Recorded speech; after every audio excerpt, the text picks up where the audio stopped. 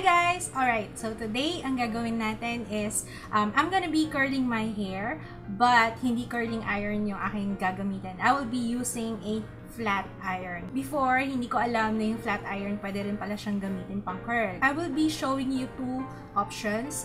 Pwede kayong mag loose waves or pwede rin naman yung tight curls using a flat iron. It's very easy. So, itong gagawin ko is a step-by-step video. Let's start. Ang hair ko ngayon is dry. Although yung gagamitin kong straightener, pwede siyang dry, pwede rin siyang wet. This is the W Elite iShine Nano Technology. Ang pinakamataas na setting niya is 200 degrees. Can heat up 30 seconds, ganun kabilis. Andito yung temperature control and the on and off button. Pwede mo siyang i-lock. Yan. Tapos, ang magandang feature nito also is meron siyang swivel cord. Malamang alam niyo na to, pero ang flat iron is for, of course, for straightening the hair. But this time, gagamitin ko siya pang curl. I'll be teaching you two kinds of curls, loose waves at saka tight curls. Kasi yun yung madalas kong ginagawa. Yun yung sanay na ako kaya. Okay, so let's start with tight curls. Okay? Before curling, before straightening or blow drying, don't forget your heat protectant para hindi masira yung ating hair from the heat. I'm using my Vitress Hair Solutions Heat Protect.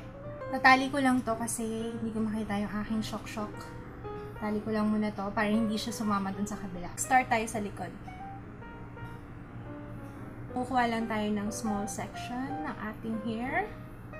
Depende sa type of hair, pero okay na sa akin yung 180 degrees Celsius. Ika-clamp natin yung hair, like that, and then twist, going outwards, and then twist natin yung iron, paikot-ikot, hanggang sa bumaba yung buhok.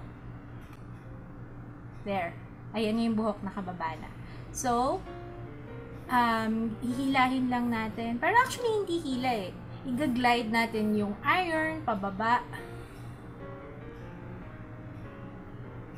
like that. Alright, so yan yung ating first na tight curl. Clamp, and then ikot. Ilalagay natin sa likod yung hair.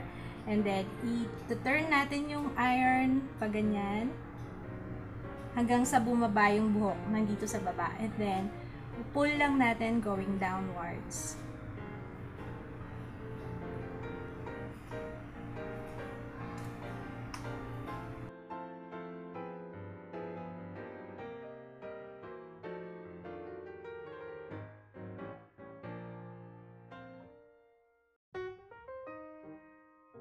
Okay, so ito na yung tight curls nandito sa right side. Sa kabila, ang gagawin natin is yung loose waves lang. Kukuha lang ako ng section na aking hair.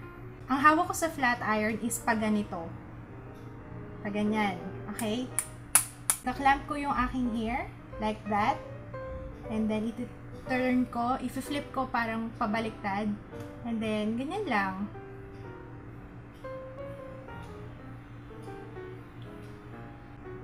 There. Ang itsura niya is like this. So, loose waves lang siya. Clamp. And then, twist. Pag ganyan lang. And then, hila. Going downwards. There.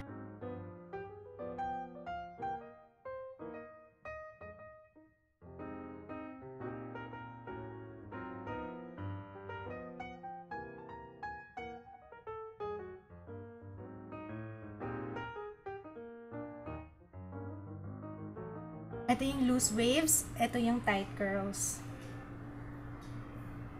Maraming salamat po sa panonood. Don't forget to give me a thumbs up. See you again on my next video. Bye!